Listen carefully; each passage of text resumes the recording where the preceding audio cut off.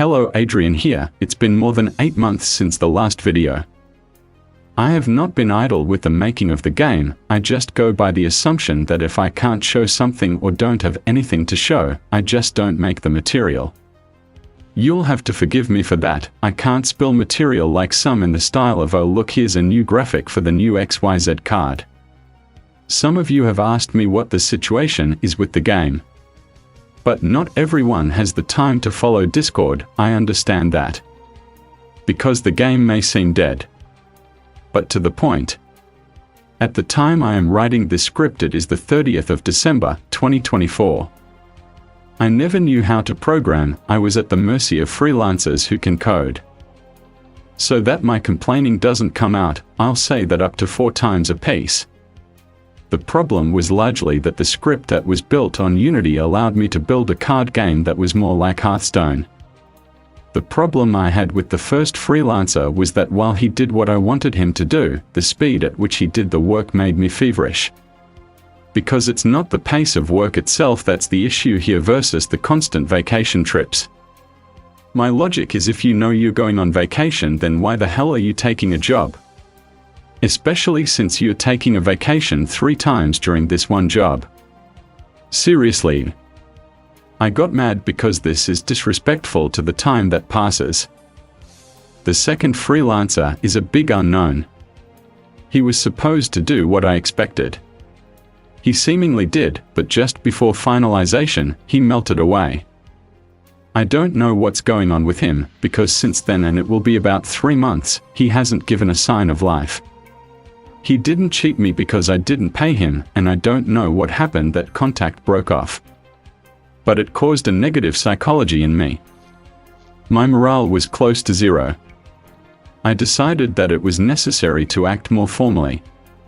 Another, third freelancer was from the Useem platform. He promised to complete the task in a month and a half. And he completed it in 2 months, doing only 60% of what he had to do. While the predecessors were a one-man army, here was a team. I remember that the end result I saw led me to such anger that I couldn't sleep through the night. I just couldn't believe that it could be done in such a way. In the meantime, while this unfortunate event was taking place, I heard back from a 4th freelancer who had been inactive for 2 months. He asked if I was still looking for someone to work with. I explained to him what the situation was at the moment, and he offered that if those others couldn't handle the errors, he would fix them. It was for me like the appearance of Gandalf in front of Helm's Yar. I am very pleased with the work of this man. Without going into details, he very quickly fixed the errors that freelancer number 3 created by mistake.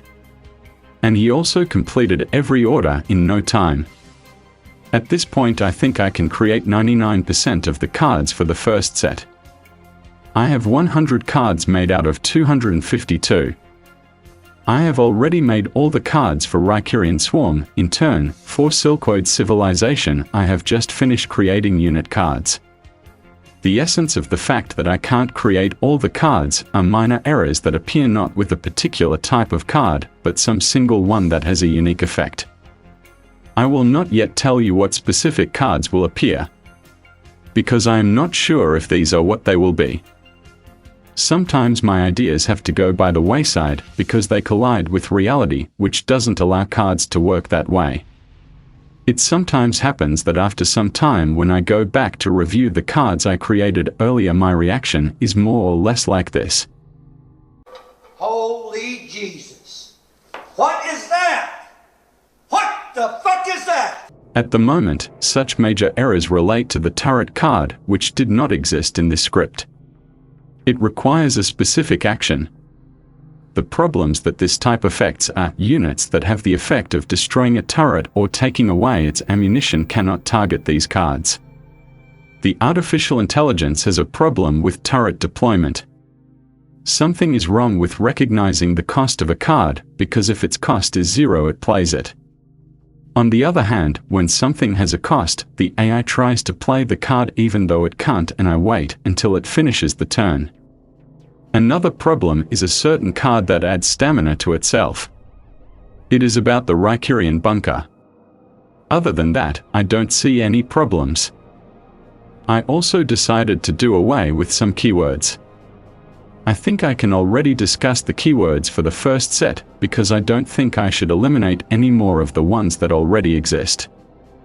I'll start with resonance. This keyword was supposed to be that if a player has already played the same card before, its effect gets stronger. The first problem with this keyword is that at this point it would act as a counter to how many of these cards are in the graveyard. The problem, however, is that I would not want it to count when a card was discarded from my hand. The second more important problem I've noticed is the rarity of this keyword. I have about 1,000 cards in Excel, but the ones that have this keyword were maybe 10 or 15. The third problem was that as I was looking into creating a new faction or additional cards for existing factions, it was my thought that it would be fitting to create some card that has this keyword because this keyword already exists. In the end, I decided to remove this keyword. It will not return in the future. It will be replaced in a sense by expand X or other keywords. Of such curiosities, this keyword was to somehow replace the mechanics of environment cards that had an additional effect when a player had 3 of the same card. Crew keyword for garrisons only. It was supposed to be that if we have, for example, a Rykurianin in the battlefield, then instead of attacking the opponent, he can target that garrison which has a crew to activate a given effect. Similar situation as with resonance, i.e. 2 rare keyword. I decided that it would be better to convert it to passive. And as an additional condition when the player deploys XYZ unit. This will give, first of all, more dynamism to the game, and secondly it will be less complicated. Artillery. This keyword was to be reserved largely for Odal Coalition. It is nice to make it work more or less like equipment cards for units. Eventually it will be a passive effect that has the effect of allowing a second turret to be deployed. It also fixes a problem I was worried about. Namely, it can save the game until the cards in the deck are exhausted. Because one player will bunker down with turrets and the other player, unable to destroy them, will wait. I figured it would be better to go for quality rather than quantity. So while it will be possible to deploy a second turret for that faction, it will get that faction more turret buff. I think it will come out for the good of the game. Because making keywords for the sake of principle to exist instead of creating them for ease of use is a bad step. Before I go on to discuss the keywords that will be, I need to explain how the cards will be built. First of all, there is no space zone keyword. Instead, there will be 2 types of units, ground unit and space unit. I made this decision on the grounds that half of the units would have this keyword, so why not just create another type of card? This is not done by force and just makes the cards easier to manage. Secondly, I decided to do away with subtypes of cards such as Hero or Ultimate. They will now be normal cards in a sense, except that they continue to be limited to 1 copy in the deck. So I'm going back to the rarity system as it was in the beginning. That is, common, uncommon, rare and elite. In addition, elite cards are in the normal deck and not the support deck. Another important thing for units is that they now have 2 stats. Namely, power and siege. Therefore, all keywords non-siege, double siege, triple siege, extra siege are eliminated. I think this will come out for the good of the game. One more thing I have to point out. Now there will be no support deck in theory, but there will remain cards that generate other cards, something like tokens. Such cards will be added by the player to himself from outside the deck. However, there will be a limitation. How this limitation will work I will tell in the future. Because this element has not yet been placed in the game and I do not know how it will work. Back to the card types. The third type is action. Everything is the same old way. Single use. The only difference will be that it is now simply an action and not an ability with the action subtype. The fourth type is equipment. Identical situation as with action cards. The fifth type of card is turret. It is in the old way weapon. Well, and the same situation as before. The sixth type of cards is Garrison. It was supposed to appear in the second set of Supremacy. It will work similarly to Environment, which you remember, except that it can be destroyed by units. The seventh type of cards is Trap. These types of cards are played like action, but the effect is played when the opponent does something. Of the cards that cease to exist is Environment because I have a better replacement. The second is Economy type cards. Here it's hard for me to tell where they go specifically because they are partly units or garrisons or action cards. Well, and something that may hurt some other headquarters cards. I felt it necessary to remove them.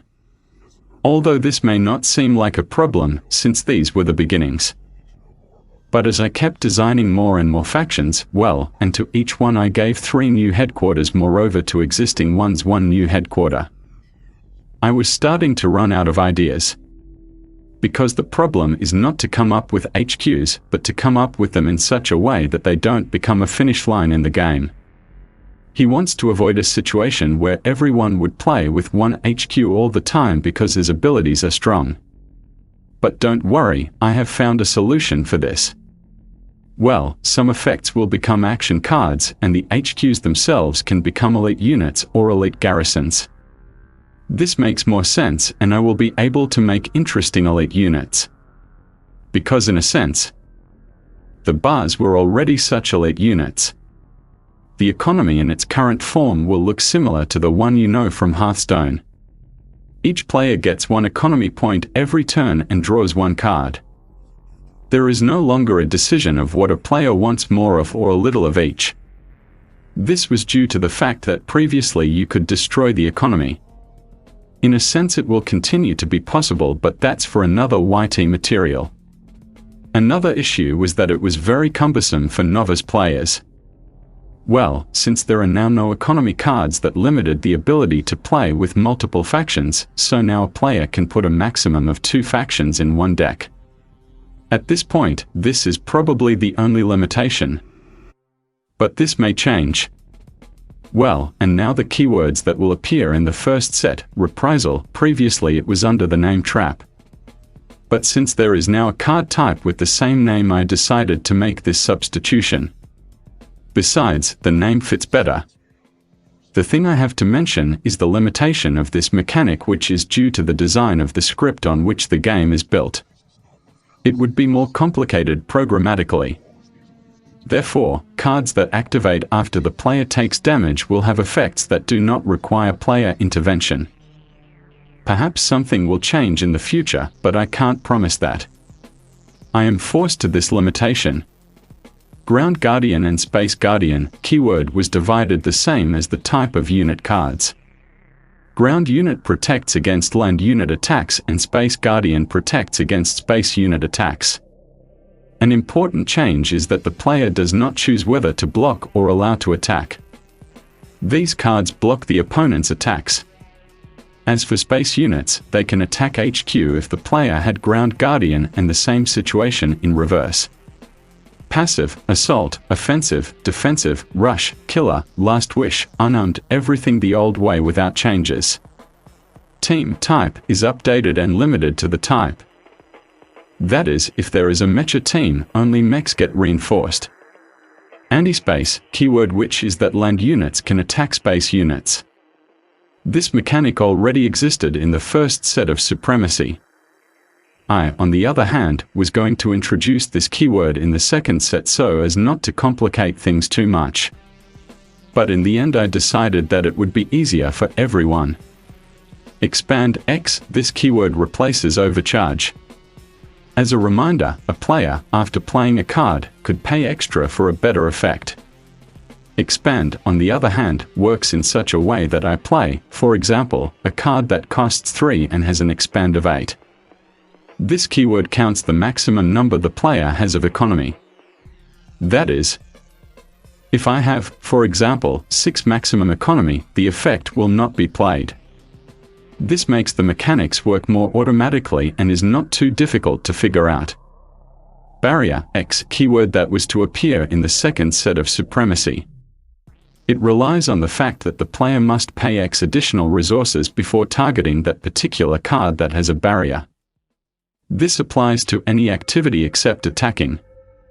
Protector type, a card that has this keyword protects a particular type or subtype of cards from the opponent's effects. It's a bit like Guardian only for effects. This keyword was also to be introduced in the second set of Supremacy. Finally, I have for you a short demonstration of how the game will more or less look like. Keep in mind that I didn't do much on the board, focusing primarily on the card mechanics. Hence, most of what is here will be graphically altered. This material is just to show you that there is a progression in what I am doing. Although the road is difficult, I am trying to push forward. Thank you for taking a moment of your time. See you later.